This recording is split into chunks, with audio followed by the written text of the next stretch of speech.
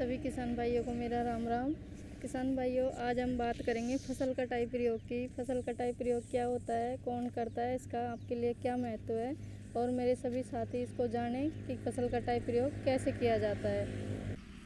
फसल कटाई प्रयोग कृषि विभाग एवं राजस्व विभाग द्वारा किया जाता है। 50% राजस्व विभाग और 50% कृषि विभाग के द्वारा किया जाता है।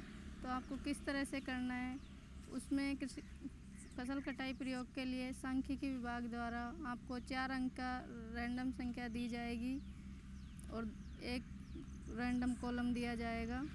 तो जो आपकी रैंडम संख्या 4 अंक की दी जाएगी, उसमें आपको पटवारी जी से और एक गांव अलॉटमेंट किया जाएगा। भाई आपको इस खेत में, इस गांव में आपको फसल कटाई प्रयोग करना है।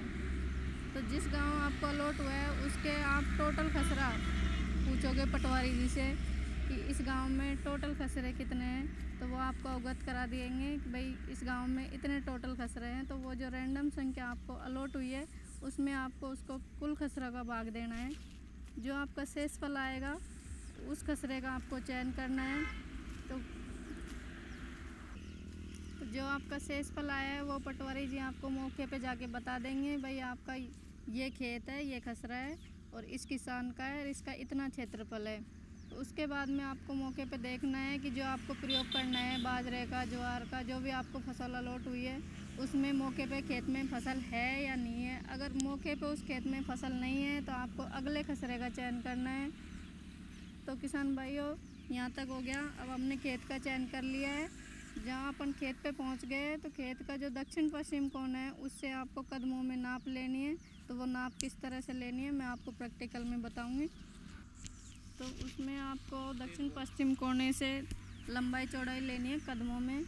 तो जो आपकी लंबाई चौड़ाई आएगी उसमें से आपको 7-7 कदम घटाने हैं और 7-7 कदम घटाने के बाद में जो आपको 2 संख्या की, 2 अंक की या 3 अंक की जो भी कॉलम, रैंडम कॉलम अलॉट हुआ है उसमें से आपको सारणी में, इस तरह की बुक है उसमें देखना है कि कौन सी संख्या अपन को जोड़ा बनाना है। जो आपकी लंबाई चौड़ाई आई है कि भाई इससे कम वाली जो संख्या है उसमें से 2 जोड़े बनाने हैं और जो जोड़े बनेंगे वहाँ पे आपका प्लॉट बनेगा इस तरह का। तो ये मेरा 5x5 का जो नाप आई है उसके प्लॉट यहाँ पे बन रहा है। तो इसको कटवाएंगे और इसमें देखेंगे कि कितनी भुट्टों की संख्या है और वो भुट्टों का वजन लिया जाएगा।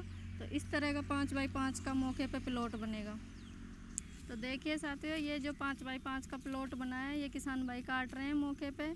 अब इनके जो सिट्टों को काउंट करेंगे, भाई कितने इसमें बाल हैं, सिट्टों की संख्या काउंट करेंगे और उनका गीला वजन लेंगे सिट्टों का मौके पे।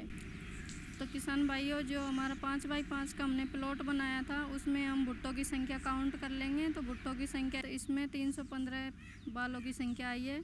अब उनका हम वजन लेंगे, गीली बालों का वजन जो इस प्रकार से हम लेंगे।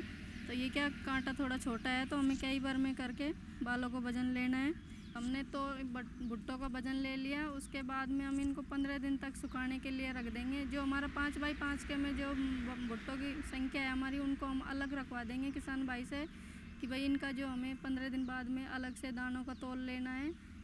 तो इनका अभी तो भुट्टों का वजन हो गया, गीला भुट्टों का वजन। फिर उसके बाद गीले दानों का वजन लेंगे 15 दिन बाद। फिर वो दानों को सुखा के 7 दिन बाद में उनका अंतिम तोल लिया जाएगा। इस प्रकार आपके क्षेत्र की उपज का हम आंकड़ा सांख्यिकी विभाग को भेजेंगे और उसी के हिसाब से आपको जो फसल कटाई प्रयोग जो हमारा है उसी के हिसाब से आपको मुआवजा मिलता है। जैसे आपकी कोई भी फसल ख़राब होती है ओलावृष्टि या अतिवृष्टि के कारण, तो किसान भाइयों के लिए इसका यही फ़ायदा है कि जो आपके फसल में नुकसान होता है कटाई के बाद में, अगर आपने सुखाने के लिए पटक रखी है तो उसका जो मुआवजा है आपको इसी के हिसाब से मिलेगा कि आपके फील्ड में कितना नुकसान हुआ है।